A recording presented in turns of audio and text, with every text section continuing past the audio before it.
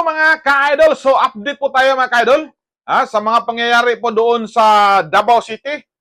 So pakita po yung video po doon sa aking likod mga ka-idol. Ito po ang kaganapan sa kanilang paghahanda. So pupuntahan daw sa CIDG. I-serve na daw yung search warrant sa bahay po ni former President Rodrigo Roa Duterte. Huminahon na po tayo dyan mga ka-DDS, yung mga supporter po ni Tatay Digong Duterte. So huminahon na ito, respeto po natin ang batas mga ka-idol. So wag na tayong gagawa ng makabayulit tayo sa batas.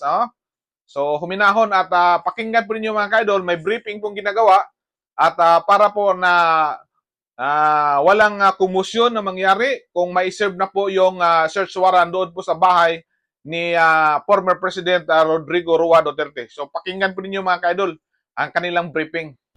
So maayong gabi mga ma'am sir, mag-briefing lang po sa katong na mention na to kaganina. Nasabutan na to kay ubay-ubay na po ang mga tao karon.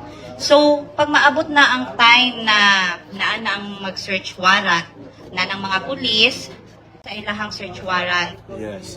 Ang naa sa sulod sa search warrant, naadira ang complete address.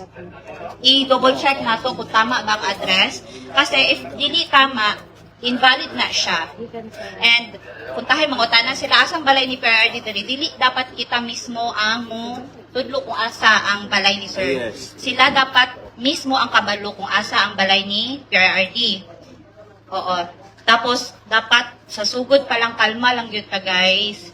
Dili ta mag-isog, di ta maratol, dili ta mubabag sa ilahang search kay kita man ang mabali, pwede ta makulong nila halidibya ugma. So dili gyapon ta kagawas if ever. So ana lang pangayoon nato ang ilahang name. Naama na sila pangalan diri as silang uniform. So okay mga ka-idol, so ito po yung ating update mga ka-idol so taong bayan po, huminahon lang tayo. So, importante, yun ang bilin po ni former President na irespeto natin ang batas. Huwag natin daanin sa dahas, kundi daanin natin sa legal basis. Malalampasan po ito natin ng problema ang hinaharap po ng ating dating presidente si Tatay Digong Duterte, mga kaidol. So, mabuhay po ang lahat. Mabuhay si Duterte! Duterte! Huwag kalimutan, Bot Street tayo, PDP laban. Thank you for watching. Bye-bye!